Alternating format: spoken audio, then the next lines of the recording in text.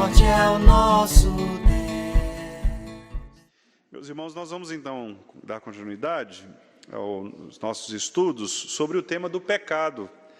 É o que nós estamos estudando, né, na quinta-feira, nas quintas-feiras, especialmente a partir do versículo da pergunta, né, 24 do Catecismo Maior, que é a pergunta: o que é pecado? E eu quero apenas relembrar os irmãos de alguns conceitos que nós já vimos. Hoje nós vamos tratar de duas perguntas na sequência, a pergunta 26 e a 27. A 26 nós já falamos, né, nos estudos passados, e a 27 nós vamos falar sobre a miséria do pecado, o que o pecado trouxe para o gênero humano. Mas antes disso, eu queria só reler as perguntas 24, 25 e depois ler com os irmãos a 26 e a 27. Então, na pergunta 24, nós estudamos o conceito de pecado. Pecado é qualquer falta de conformidade com a lei de Deus ou a transgressão de qualquer lei por ele dada como regra à criatura racional. Então, nós aprendemos aqui que o ser humano foi criado bom, mas em razão do pecado chamado original, do primeiro pecado, o ser humano então caiu, e esta queda do ser humano, ela provocou uma desconformidade com a lei de Deus. De maneira que tudo aquilo que nós fazemos, nós não fazemos de acordo com a lei de Deus. Por mais ajustado que nós estejamos, não é ainda do modo perfeito como deveria ser. Imagine o seguinte: imagine que você tenha uma bucha, aquelas buchas de parafuso, né? E aí você abre o buraco com a furadeira. Acho que quase todo mundo já teve essa experiência aqui, né, de bater um prego, de instalar alguma coisa. E você abre o buraquinho, quando você vai colocar a bucha não entra direito, né? Ou fica folgado demais, ou fica apertadinha, você tem que... É mais ou menos isso. Quer dizer, nós, por mais que a gente tente, não encaixa. Por mais perfeitinho que você tente fazer, sempre vai ficar ali um quê para se questionar. Esse é o problema do pecado. O ser humano, ele até tenta, mas aquilo que ele faz, ele não faz adequadamente, ele não faz de maneira como Deus exige. Então, nós andamos em desconformidade com a lei. Ou, às vezes, nós transgredimos a lei. Aí a transgressão é mais do que a falta de conformidade. A transgressão é a rebeldia mesmo. Deus manda nós irmos para o sul, nós vamos para o norte. Como foi o caso, por exemplo, de Jonas, né? Literalmente, Jonas deveria ir para o norte. Ele desceu para o sul. Então, esta é a transgressão à lei de Deus. Deus diz: não faça isso, e nós fazemos. Ou então ele diz: faça isto, e nós não fazemos. Então, esse é o pecado. E todos nós, aqui, se formos ser julgados pela lei de Deus, nós seremos encontrados pecadores. Todos nós, eu e os irmãos, todos nós, em um ou vários aspectos, né? Certamente mais de um aspecto, nós não andamos de conformidade com a lei ou até transgredimos a lei, né? Deixando de fazer aquilo que Deus ordena ou fazendo aquilo que Ele ordena não fazer. Que foi exatamente o que aconteceu com Adão e Eva. Não comam deste fruto. E eles comeram do fruto. Então, eles transgrediram a lei de Deus. A pergunta 25 diz o seguinte: em que consiste este pecado? Né? Em que consiste o pecado em que o homem caiu? E aí os nossos irmãos que produziram o catecismo escreveram assim: o pecado em que o homem caiu consiste na culpa. Então, o homem se torna culpado do primeiro pecado de Adão, né? Então, Adão, tendo pecado, transmitiu a todos nós este pecado, que é o que a pergunta 26 vai reafirmar. Na falta de retidão na qual este, ou seja, o homem, né, Adão, foi criado, na corrupção de sua natureza. Então, o homem deixou de ser reto e a sua natureza foi corrompida. Então, a nossa natureza, tanto o que nós pensamos, quanto o que nós sentimos, tudo aquilo que é da nossa natureza humana, foi corrompido, foi adulterado, foi arranhado. Pela qual, por essa corrupção, então o homem se tornou inteiramente. Este advérbio é importante, né? Porque mostra que não é só uma parte do homem, é o homem inteiro. Então, as nossas emoções, a nossa razão, tudo que diz respeito à natureza humana foi corrompido. Indisposto, incapaz e oposto a todo o bem espiritual. Foi isso que nós tratamos no último estudo. O ser humano ele se torna indisposto a fazer o bem. Ele se torna incapaz de obedecer à lei de Deus para ser salvo. E ele se torna oposto a todo o bem. Então, às vezes, irmãos, a gente pensa assim, por que a pessoa ela tem disposição para levantar cedinho para ir trabalhar e, por exemplo, não atrasa no trabalho. Mas no domingo ela atrasa no culto. Qual que vocês acham que é o problema? Pecado. É exatamente a indisposição. Porque lá no fundo da nossa alma, a gente acaba considerando as coisas de Deus menos importantes, ou como se Deus não fosse, como os nossos patrões humanos, cobrar de nós, né? Uma postura de integridade, por exemplo. Né? O que faz uma pessoa preferir uma outra atividade qualquer a preferir, por exemplo, o que nós estamos fazendo aqui agora, um estudo bíblico? Né? O que é mais importante do que estudar a Bíblia? Exceto, obviamente, nos casos, né, em que alguns irmãos precisam trabalhar, ou às vezes o horário de trabalho, né, ou enfermidade, etc. Mas em situações normais, que a pessoa está em casa lá, assim, né? Como a gente costuma dizer, de pernas para o ar. O que é mais importante? Então, vocês podem perceber que essa é uma questão da nossa natureza. Nós somos inclinados pela nossa natureza a uma indisposição, certo? E aí eu estou falando de todos nós, não é porque o fulano é crente, não, todos nós, às vezes, estamos indispostos. Não tem aquele dia que você fala assim, não estou com vontade de ir na igreja hoje, não tem. É a indisposição. Se nós amássemos a Deus, como a Bíblia diz, né? Amar a Deus sobre todas as coisas, nós amaríamos a Deus, inclusive, sobre o nosso próprio cansaço. Então, a gente viria, nem que fosse arrastado, mas a gente viria. Só que a gente sabe que, no fundo, o nosso coração ele é enganoso. Então, foi aquela resposta que o rapaz deu para Jesus, né? Quando ele falou, o que eu posso fazer para ser salvo? Jesus falou, é só você cumprir os mandamentos. Quais são? Amar a Deus sobre todas as coisas e o próximo como a ti mesmo. Aí ele falou assim, isso aí eu faço desde criança, né? Quer dizer, como se fosse fácil amar a Deus sobre todas as coisas. E não é, nós sabemos que não é, porque o nosso coração ele se inclina para outras coisas, não é verdade? Então essa é a indisposição. Mas além da indisposição, existe a incapacidade. Não é só uma questão de você não estar disposto, é de que você é incapaz mesmo, porque o pecado rouba de nós essa capacidade. Então, por mais que você tente, o pecado ele é incapacitante. É como aquela doença, né? Como algumas doenças, doenças progressivas, por exemplo, degenerativas, que vão impedindo a pessoa. Então, por exemplo, a pessoa até quer andar, ela até quer fazer o movimento, mas ela não consegue. Ela não consegue mais. Então, lembra do que Paulo diz lá, que eu quero fazer isso, mas às vezes eu não consigo fazer? É essa incapacidade. Então, assim, eu tenho certeza que se nós fôssemos fazer agora aqui uma pesquisa, fôssemos orar juntos, por exemplo, eu tenho certeza que todos nós gostaríamos, desejaríamos ser mais crentes. Tenho certeza disso. Não é? Se eu perguntar aqui para o irmão Márcio, você desejaria ser mais fiel a Deus, mais crente? Claro que sim. Não é? Claro que sim, não é, irmã Beth? Claro. Mas por que nós não nos tornamos, então, mais e mais e mais e mais? Porque nós somos incapazes, por causa do pecado. Então, você quer fazer, mas o pecado te arrasta, ele te segura.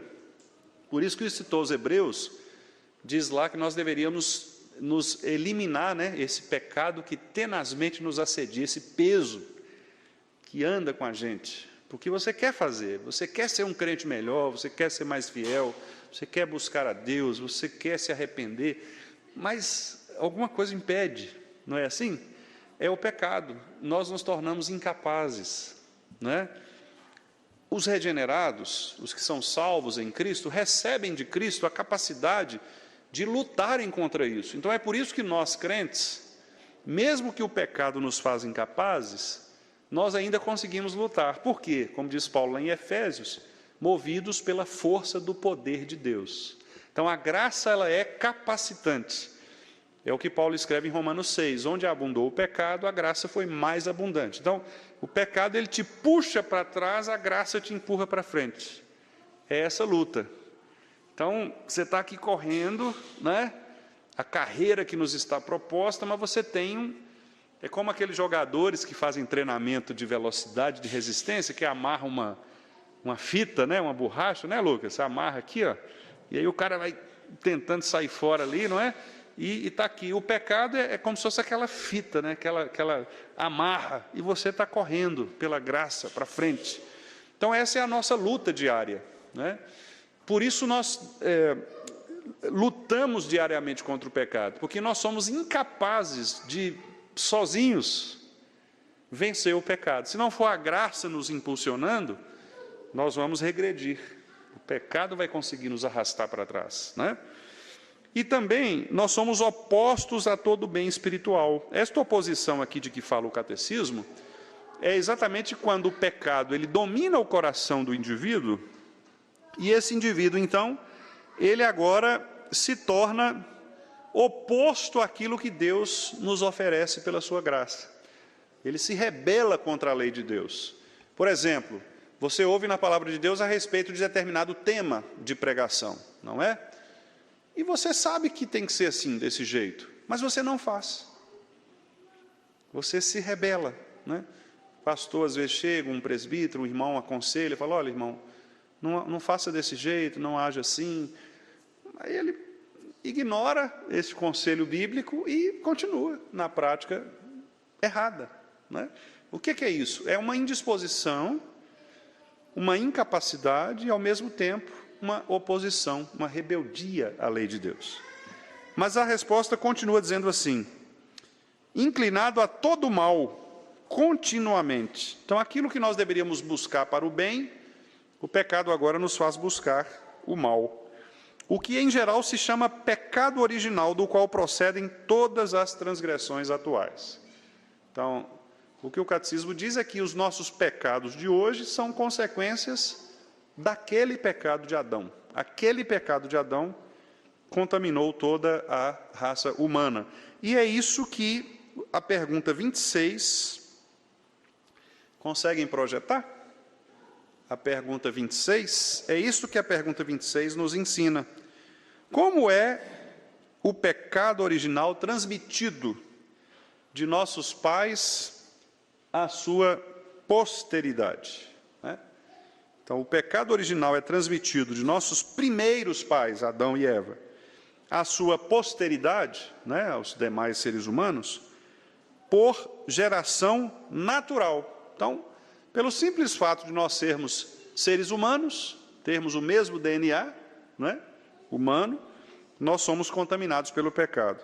De maneira que todos os que assim procedem deles são concebidos e nascem em pecado. Concebidos e nascem. Então, a criancinha que está no ventre materno, ela já é naturalmente contaminada pelo pecado original. Não há na Bíblia a ideia de neutralidade espiritual. O bebezinho ele é neutro espiritualmente, ele é bonzinho, malzinho. Não, ele é pecador, já no seu nascimento, na sua concepção, melhor dizendo, e no seu nascimento ele já revela, né, movimentos de pecaminosidade. E aí nós temos dois textos. Eu queria convidar os irmãos para a gente ler esses dois textos. Salmo 51:5, que é um texto acredito eu, bastante conhecido, né, que Davi menciona o fato de já ter nascido em pecado. Este é um salmo de confissão, né, como nós conhecemos. É o salmo que revela o coração de Davi depois que ele pecou contra Batseba, foi repreendido pelo profeta Natã, né? E ele então faz esta belíssima oração de confissão do seu pecado, pedindo a compaixão de Deus, pedindo que Deus apague as suas transgressões, que o lave completamente. E aí no versículo 5, vamos ler? Eu nasci na iniquidade, e em pecado me concebeu minha mãe. Está vendo? Então, a expressão que aparece aqui, em pecado me concebeu, repare que a ideia de Davi é que isto é algo transmitido. Ele está querendo dizer o seguinte: a minha mãe era pecadora, e eu fui concebido no ventre materno já em pecado, quer dizer, não no pecado, não é que a mãe dele tinha pecado, mas é no processo do pecado, em pecado, certo? Então essa preposição ajuda, porque Davi está dizendo, o processo de minha formação já foi um processo pecaminoso, porque isso vem de uma geração natural, né? Vamos ver João 3:6. Evangelho de João 3:6.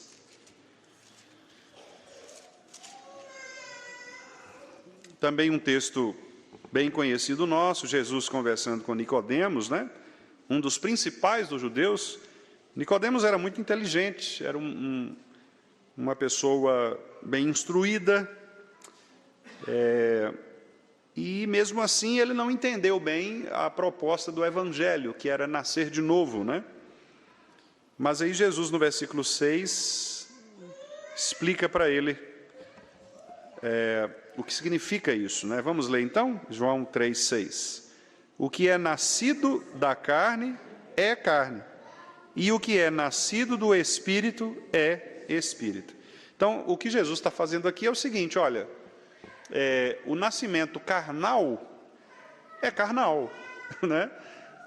Ou seja, se você é ser humano, você é ser humano. Tudo que diz respeito ao ser humano está em você. Então, se você foi concebido em pecado, você carrega o pecado, né?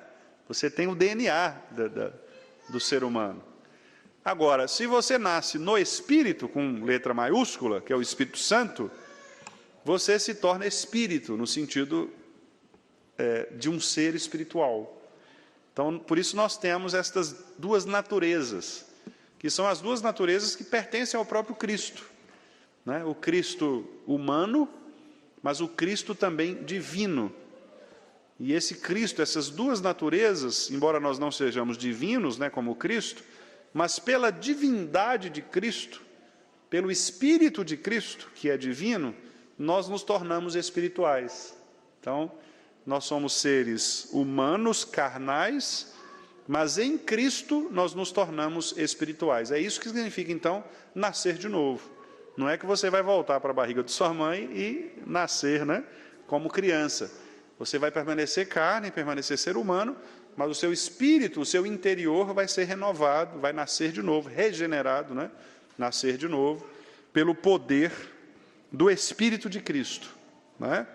Então, irmãos, não há como nós escaparmos desta realidade de que todo ser humano foi gerado e é gerado em pecado. Então, você pode olhar para a criancinha mais fofinha, né, que você conhecer ou imaginar, ela já está em pecado. O processo é: em pecado me concebeu minha mãe. A menos que Cristo alcance aquele coração, aquele interior, aquele ser, ela permanecerá pecadora, né? E a pergunta 27, vou pedir aí o Rafa para projetar também a 27.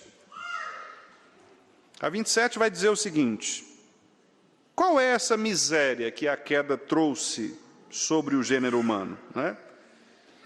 Então, o que aconteceu conosco mesmo, de verdade? Por que nós nos tornamos miseráveis, né? E aí, meus irmãos, ali nós temos a resposta, que é bastante completa, e cada palavra dessa tem muito significado, né? Os nossos irmãos responderam assim: a queda trouxe sobre o gênero humano, primeiro, a perda da comunhão com Deus. Então, essa é a primeira consequência, a perda da comunhão com Deus. Isso significa que o homem deixou de se relacionar com o seu Criador. Vamos ver esse texto, que é o texto de Gênesis 3, versículos 8 e também 24. Gênesis 3, 8 e 24.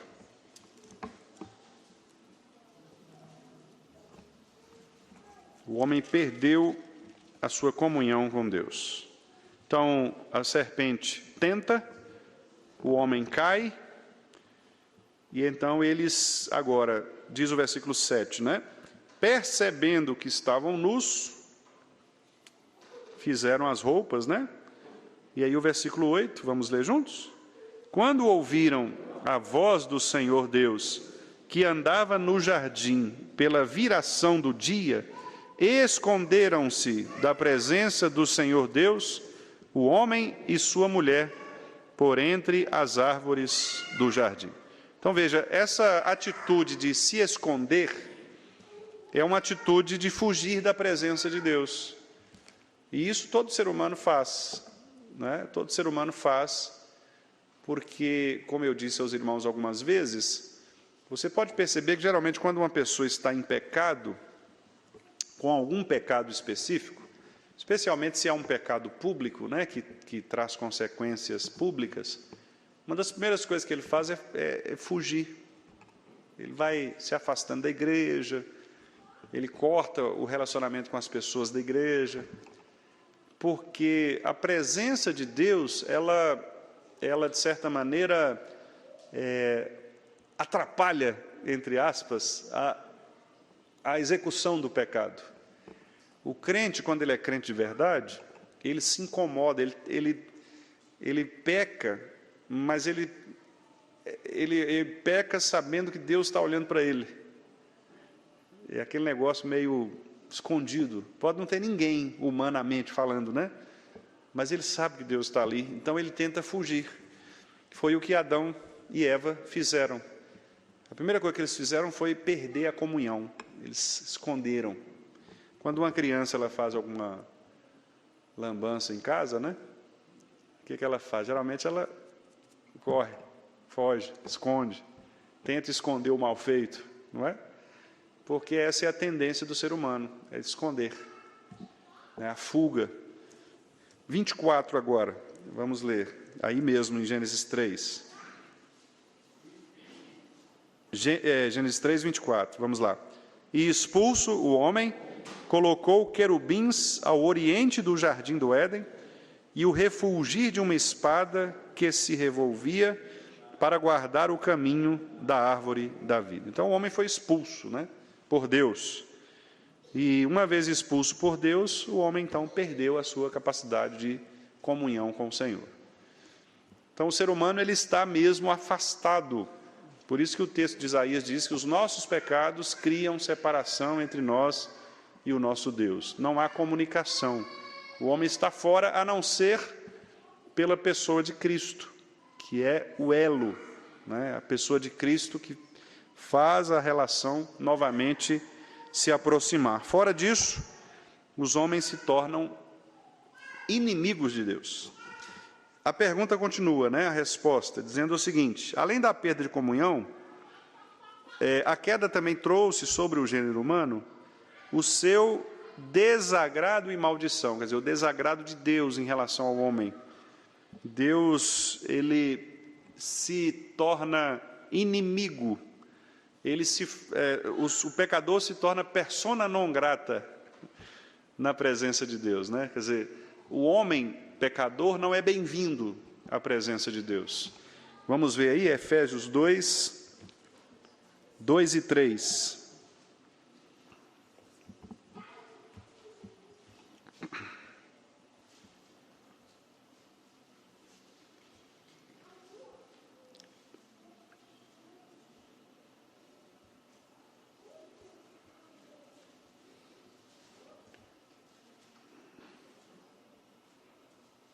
Efésios 2, 2 e 3. Vamos lá? Aí o versículo primeiro, né? Ele vos deu vida, estando vós mortos nos vossos delitos e pecados. Vamos juntos? Nos quais andastes outrora, segundo o curso deste mundo, segundo o príncipe da potestade do ar, do espírito que agora atua nos filhos da desobediência, entre os quais também todos nós andamos outrora, segundo as inclinações da nossa carne, fazendo a vontade da carne e dos pensamentos, e éramos, por natureza, filhos da ira, como também os demais. Então, os irmãos veem, não é, que, de fato, o ser humano sem Deus, e Paulo faz questão de dizer aqui, os quais todos nós andamos outrora. Quer dizer, Paulo não está se excluindo, nem excluindo aquelas pessoas convertidas de Éfeso, né? Porque talvez alguém pudesse pensar, Paulo, mas eu não. Não, Paulo está dizendo, olha, todos nós, vocês, não tem quem salva. Todos nós andávamos de acordo com o curso do mundo, ou seja, prova o primeiro ponto que nós falamos de que toda a raça humana, todo ser humano, ele é pecador. Paulo diz aí no versículo 3, no finalzinho, e éramos por natureza filhos da ira. Então é uma questão natural, não é? Os termos que ele utiliza aqui, filhos da desobediência e filhos da ira, também termos fortes que Paulo utiliza para mostrar como a sequência da resposta nos diz, né? De modo que somos por natureza filhos da ira. Somos filhos da ira, ou seja, o que é filho da ira? A ira de Deus está contra todos aqueles que não são seus filhos. Então, a ira de Deus está sobre os ímpios. Filhos da ira, portanto, são todos estes que não foram alcançados pela graça de Cristo, que não se tornaram filhos de Deus, filhos adotados de Deus. Por isso, todo ímpio, sobre ele permanece a ira de Deus. Eles estão andando, como diz o versículo 2, segundo o curso deste mundo, segundo o príncipe da potestade do ar e segundo o espírito que atua nos filhos da desobediência. Em outras palavras, eles andam conforme a própria cultura de pecado que o próprio ser humano produz. O ser humano produz uma cultura de pecado e aqueles que não são filhos de misericórdia, vasos de misericórdia, filhos da graça, filhos adotados, eles se tornam filhos da desobediência, seguindo o curso deste mundo. Mas talvez alguém dissesse, Paulo, mas eu nunca fui assim. Aí o versículo 3 ele diz, não, todos nós éramos assim, todos nós andávamos, segundo as inclinações da nossa natureza, da nossa carne. Nós fazíamos a vontade da carne, né, e dos pensamentos, e éramos, por natureza, filhos da ira, como também os demais. Então, Paulo mostra exatamente que o ser humano caiu em Adão, todos nós, não há, portanto, nenhum sequer, né? Todos carecem da glória de Deus, todos estão contaminados pelo pecado, todos nós éramos, por natureza, filhos da ira. Também, meus irmãos, nós, por sermos filhos da ira, como diz o texto aqui de Paulo, andávamos segundo o espírito que atua na desobediência, o príncipe da potestade do ar. Os nossos irmãos disseram também que nós éramos escravos de Satanás, não é? Escravos, porque não há outra opção, ou você serve a Deus ou você serve ao diabo. Não há um meio, não há um senhor no meio entre os dois, ou é uma coisa ou outra, né? Ou o indivíduo é filho de Deus ou ele é filho do diabo. Serve a Deus ou serve ao diabo. Então o texto diz escravos de Satanás. Vamos ver aí alguns esses textos. Então, segunda carta de Paulo a Timóteo, capítulo 2, versículo 26. Segunda carta de Paulo a Timóteo. Paulo está falando para Timóteo para que ele não fique por aí discutindo com as pessoas, né? Coisas que não interessam ou que não sejam edificantes. Esse é um bom tema, né, para a gente discutir na igreja, porque às vezes nós queremos evangelizar as pessoas e a gente quer vencer pelo grito. E às vezes provocar polêmica, provocar discussão, né? E achar que as pessoas têm que aceitar nosso ponto de vista, na base do quem fala mais alto ganha. E Paulo está ensinando para o pastor Timóteo aqui exatamente o contrário, né? Timóteo tem que ser paciente, apto para ensinar, versículo 25, disciplinando com mansidão, né? Então, quem cria polêmica para tentar convencer as pessoas está fora de ordem aí, não é essa a metodologia que Deus nos orienta, não, né? E aí, meus irmãos, olha só o que diz então 2 Timóteo 2,26. Vamos ler juntos?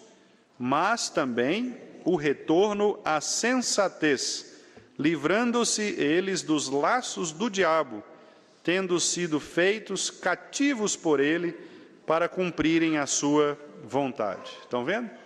Então, Paulo está dizendo para Timóteo, não fique batendo boca com as pessoas, mas seja manso, seja brando, paciente, instrua com paciência, discipline com mansidão aqueles que se opõem, na expectativa de que Deus crie neles o arrependimento, né? E possa arrancá-los das mãos de Satanás, possa tirá-los do laço do diabo, né? A quem eles serviram. Vamos ver Lucas 11, 21 e 22.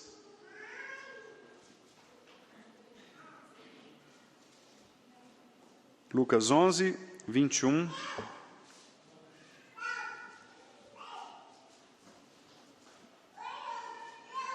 Lucas 11, 21 e 22.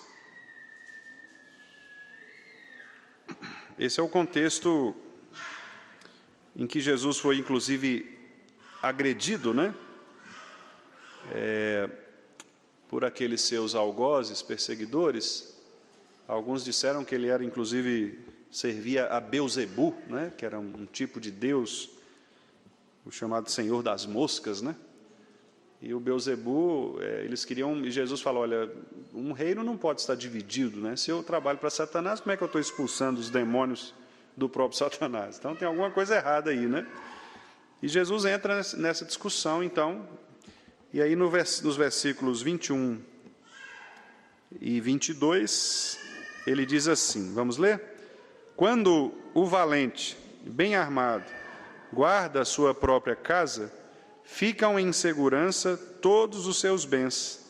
Sobrevindo, porém, um mais valente do que ele, vence-o, tira-lhe a armadura em que confiava e lhe divide os despojos. Então, vocês estão vendo que a ideia do texto aqui é mostrar o seguinte, os demônios, né, Jesus está tratando aqui da questão da possessão demoníaca, no sentido, né, não da possessão como as igrejas neopentecostais tratam, mas desta posse de Satanás, daqueles que são filhos da ira, né? Satanás domina o coração dessas pessoas. Essas pessoas servem a Satanás. E se Cristo não vier e resgatar essas pessoas da escravidão de Satanás, elas permanecerão servindo a Satanás. E cada vez mais, Satanás se apropriará delas, né?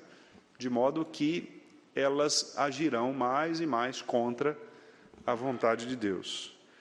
Nós não estamos falando aqui de possessão demoníaca, nós estamos falando do domínio de Satanás do coração e da mente dessas pessoas, não é? A pessoa permanece a própria pessoa, não está possessa de espírito imundo, mas ela está controlada por Satanás, né? Dominada por isso que Paulo diz lá em Efésios, que é o curso deste mundo, ou o príncipe da potestade do ar, esse espírito que controla, né, os filhos da desobediência.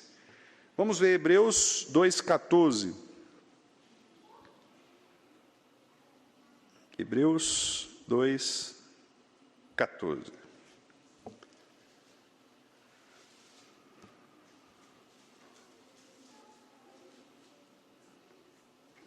Vamos ler. Visto, pois, que os filhos têm participação comum de carne e sangue, destes também ele igualmente participou. Aqui ele está falando de Cristo. Cristo participou da carne e do sangue, ou seja, Cristo foi homem, como nós somos. É isso que Hebreus está dizendo, certo? E aí ele vai dizer agora o porquê. Para que, por sua morte, destruísse aquele que tem o poder da morte, a saber, o diabo. 15. E livrasse todos que, pelo pavor da morte, estavam sujeitos à escravidão por toda a vida. Estão vendo? Então, o escritor aos Hebreus está dizendo que Cristo, ele veio como homem, né? Ele participou de carne e sangue, ou seja, ele veio como homem, para que pudesse, por sua morte, como homem, destruir o poder da morte. Tem um livro de um puritano, John Owen, que é um clássico, e o título do livro é muito curioso, é A Morte da Morte na Morte de Cristo. A morte da morte na morte de Cristo. Ou seja, Cristo matou a morte na sua morte. Quando ele morreu, ele matou a morte, né? Por isso que Paulo diz lá em 1 Coríntios que o último inimigo a ser vencido é a morte. Porque a morte é o quê? O salário do pecado. É o resultado do pecado. Se Cristo venceu a morte e matou a morte, portanto, a morte não pode mais nos matar. Quem está em Cristo. Então, nós morremos fisicamente neste mundo, mas nós sabemos que a nossa morte física não é uma morte eterna. O nosso corpo aguarda a ressurreição, não é assim? Para que ele possa ser transformado e, então, na verdade, nós não morreremos. Certo? Por isso que Jesus fala, quem crê em mim, ainda que morra, viverá. Quer dizer, a ideia de Jesus é, vocês não vão morrer. É só uma passagem, é só uma virada de chave ali, né? Mas vocês não vão morrer, no sentido de que ele morreu, né? A morte da destruição. Então, é muito interessante esse tema, né? Então, de fato, a morte ela já não mais deveria assustar os crentes. Muito embora seja um tema difícil, muito embora seja um tema angustiante para nós, mas, de fato, a morte não deveria mais nos assustar, né? Porque Cristo venceu a morte. E ele venceu a morte, como diz aqui o escritor, para nos livrar do poder daquele que tem poder da morte, que é Satanás, que é o diabo. E livrasse todos, né? Aqueles que pelo pavor da morte estavam sujeitos à escravidão. Então, Cristo vem e ele tira o aguilhão, né? Que é o ferrão, que é exatamente a morte, né? Então ele tira, é como se nós tirássemos o veneno de uma cobra cascavel, né? Você tira o veneno e deixa ela lá passeando, você já não teme mais, porque ela não é mais capaz de te matar. Então, é isso, Cristo tira aquilo que poderia nos matar, né? Também, meus irmãos, diz a pergunta, a resposta, que nós fomos, então, nós perdemos a comunhão com Deus, né? Fomos expulsos, não há mais relação.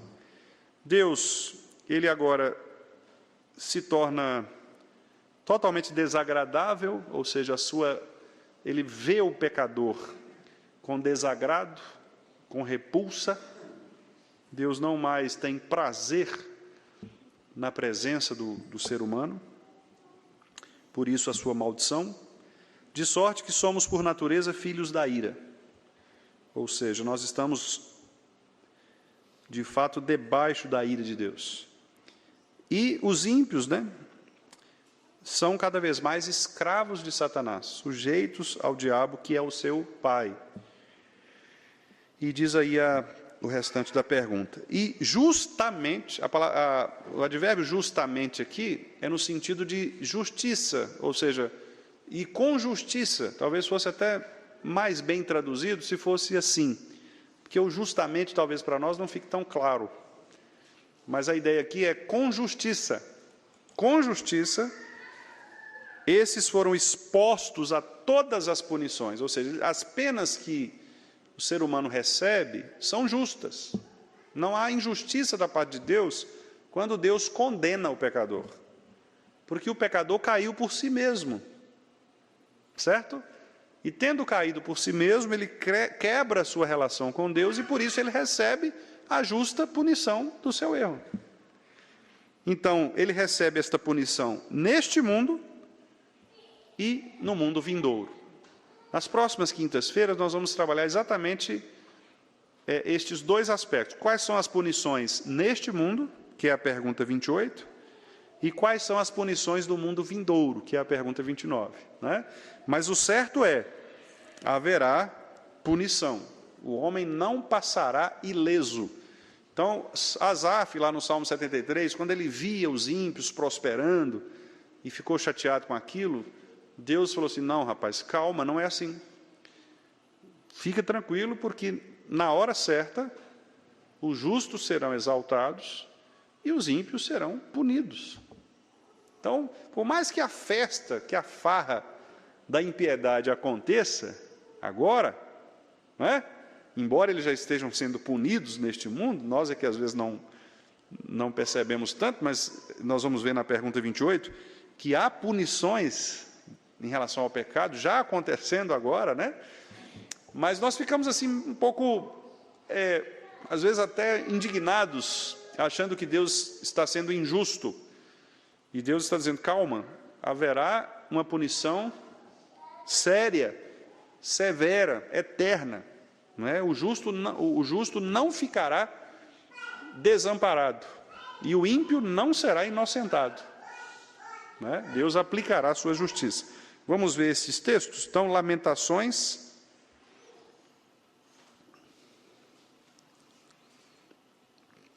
de Jeremias, capítulo 3, verso 39. Lamentações 3, 39. O 38 é uma pergunta interessante. O 38 diz assim, acaso não procede do Altíssimo tanto o mal como o bem? Aqui não é no sentido de que Deus é o criador do mal, não. Aqui é no sentido de que Deus ele traz tanto aquilo que é a punição, o castigo, não é? Para a desobediência, quanto as bênçãos, a maldição e a bênção. Né? Isso procede de Deus. E aí no 39, vamos ler o 39? Por que, pois, se queixa o homem vivente? Queixe-se cada um dos seus próprios pecados. É interessante esse texto, porque Jeremias está dizendo assim, como profeta de Deus, né? Palavras do Senhor. Do que o homem tem que reclamar? Ele tem que reclamar dos seus próprios pecados. Por que ele tem que reclamar dos seus próprios pecados? Qual é o raciocínio? Porque são os nossos pecados que nos criam problemas. O problema não é o outro, é o nosso pecado, é o meu pecado, é o pecado do outro. Por exemplo, criminalidade, assaltos. Por que a gente vê situações como a que aconteceu com o presbítero Paulo Pietro, né? Foi tomado de assalto, a esposa morreu, está no hospital. Quer dizer, isso é o quê? Consequência de pecado. Certo? A degradação da natureza humana, a corrupção do coração, a impiedade. Isso é pecado. Né? Eu não estou querendo com isso, irmãos, tornar, digamos assim, dar uma explicação simplista. Claro que nós poderíamos fazer uma série de leituras, né? Questões políticas, questões sociais, questões educacionais, eu não estou excluindo estas coisas. Né? Claro que tudo isso faz parte de um complexo de razões. Mas o que eu quero dizer é que a Bíblia diz que, em última instância, o problema de tudo isso é o pecado, né? Por quê? Porque se não fosse o pecado, nós não teríamos, primeiramente, não teríamos o desejo do coração, a cobiça do coração de roubar do outro o que pertence ao outro. Então, né, a motivação do ladrão não existiria, porque ele não ia desejar tirar de Dona Bete o que pertence a Dona Bete. Então, né? Então, veja, o pecado é que gera essa situação. Ah, mas o indivíduo faz isso porque ele é pobre, tal. Sim, mas a pobreza também é uma consequência do pecado. Então, no fundo, né, as questões que dizem respeito a tudo aquilo que é degradação, tudo aquilo que que morre, né, que se deteriora, que se perde, que se corrompe, é o pecado, né? Então, por isso que Jeremias está dizendo, olha, se a gente tem que reclamar de alguma coisa, reclame do seu próprio pecado, porque é o seu próprio pecado que te causa problema. Quando você tem um problema no relacionamento com seu filho, o problema é o pecado. Falta de compreensão entre as partes, né? Se você tem um problema com o seu patrão, o problema é o pecado.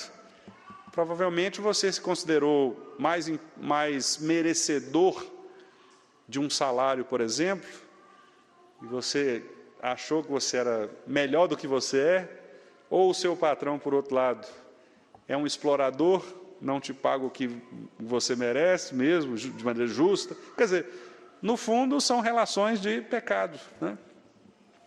Então, se tivermos que queixar, queixemos dos nossos próprios pecados. Eles é que criam problemas para nós. Vamos ver Romanos 6, texto conhecidíssimo nosso, né? Romanos 6, 23.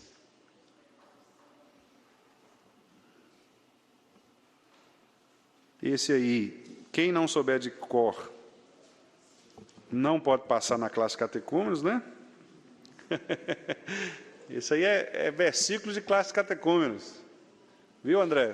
Classe catecúmenos aí. Versículo de classe catecúmenos, né? Romanos 6, 23. Vamos lá? Porque o salário do pecado é a morte, mas o dom gratuito de Deus é a vida eterna em Cristo Jesus, nosso Senhor. Interessante que Paulo diz, né? Salário do pecado. Salário é uma coisa que se merece. Não é isso? Salário é uma coisa que você ganhou porque você merece. Agora, dom gratuito, e aí ele usa duas palavras, né? Dom é presente. E além de ser um presente, ele ainda acrescenta, é de graça. Quer dizer, você não precisa pagar pelo presente, né? Então ele faz um contraste entre essas duas coisas. A morte é um merecimento. Você merece morrer. Você não merece viver. A vida é um presente, de graça. Você não precisa fazer nada, a não ser crer no sacrifício de Cristo. Crer na morte de Cristo, porque na morte Cristo matou a morte, né? Então, é isso que Paulo está dizendo. Deus há de punir. O salário do pecado é a morte. Aqueles que não creem em Cristo morrerão eternamente, né? Receberão a punição. Infelizmente, irmãos, as nossas igrejas falam bem pouco hoje sobre isso, né? Sobre inferno, sobre punição, bem pouco. Eu até, conversando com o Fernandinho hoje, eu mostrei para ela um trecho de uma pregação do pastor Paulo Júnior. Não sei quantos irmãos aqui conhecem, seguem o Paulo Júnior, né? O Paulo Júnior, ele é de uma igreja independente, né? Igreja Aliança do Calvário, lá em Franca, São Paulo. E ele conheceu a doutrina reformada, e ele, depois que ele conheceu a doutrina reformada, ele, de fato, tem caminhado, né, numa progressão muito interessante em relação à pregação bíblica. E aí, hoje, eu vi um trecho de um sermão, ele falando duro com a igreja, né, dizendo algumas coisas, como, por exemplo, olha, se você vem para a igreja para cultuar a Deus, do mesmo modo como você cultua o Messi, o Cristiano Ronaldo, Então não venha, né? Porque você não vem aqui para cultuar homens, você vem aqui para cultuar a Deus e tal, né? E aí um irmão lá do grupo de que eu faço parte, que postou, disse assim, olha, se eu pregasse na minha igreja, eu nem termino meu mandato. Né? Eu estou rindo aqui, mas é uma coisa séria. Infelizmente isso acontece mesmo. Às vezes pregações mais duras, elas não são benquistas, não são bem vistas, né? Bem aceitas. Porque não se fala muito mais sobre isso, né? Sobre inferno, sobre arrependimento, sobre pecado. Hoje é mais uma pregação motivacional, né? Uma pregação mais do estilo autoajuda, né? Aquele estilo meio americanizado, do tipo 7 passos para melhorar o seu casamento, né?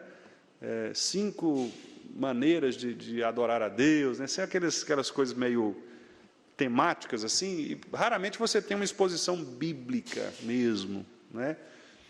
Louvado seja Deus pelas igrejas que ainda mantêm essa fidelidade às Escrituras, né? E podem ter certeza, meus irmãos, isso não sou eu quem estou dizendo, isso é a própria palavra quem diz, né? E nós precisamos confiar na palavra, porque se Jesus e os apóstolos disseram que nós deveríamos pregar a palavra, porque a palavra ela é poderosa para restaurar, para gerar arrependimento, trazer nova vida, então quem somos nós para desconfiarmos do próprio Cristo, né? Dos seus apóstolos? Nós só estamos fazendo o que eles fizeram, né? Com a mesma dependência que os apóstolos tiveram, né, da palavra de Cristo. E então nós temos que falar sobre isso, temos que falar sobre pecado, sobre arrependimento, sobre inferno.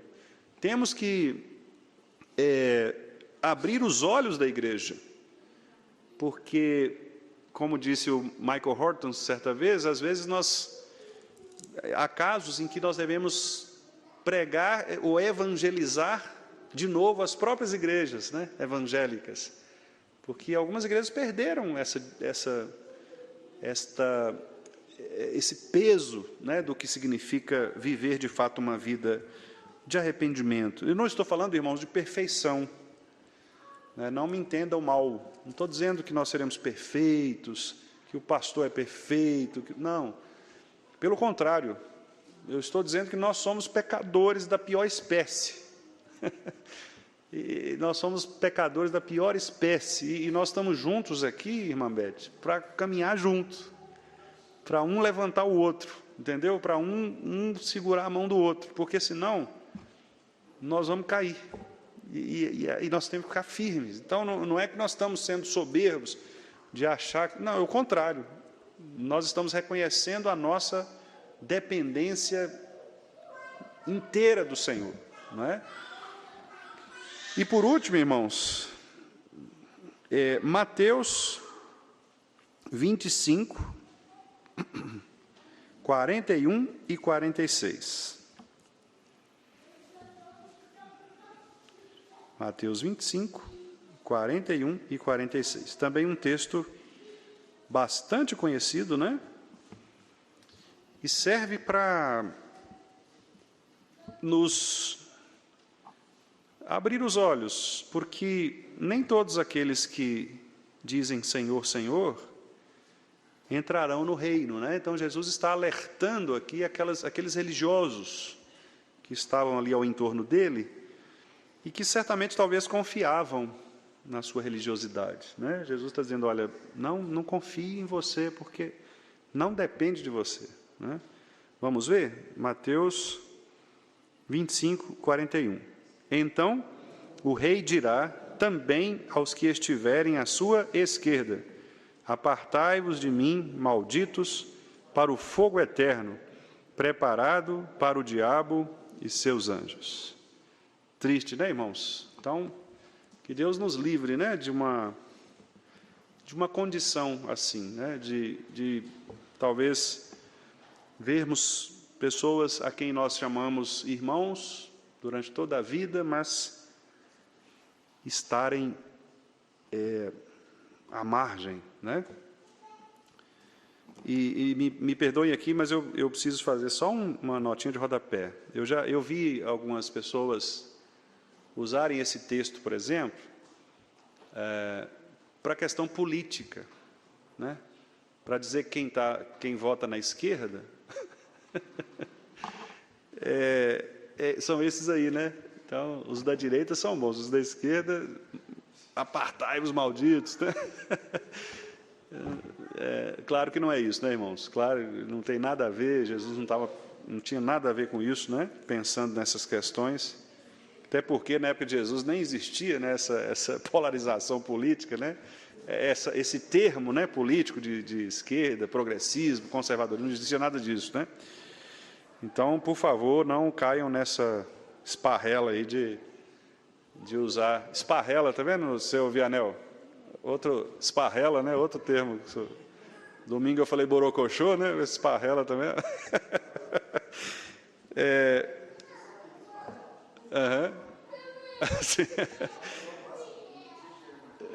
E o 46, irmãos, para a gente finalizar. E irão estes, né? Quer dizer, os ímpios, para o castigo eterno, porém os justos para a vida eterna, né? Então aqui, meus irmãos, nós fechamos a pergunta 27, mostrando então, qual foi a miséria?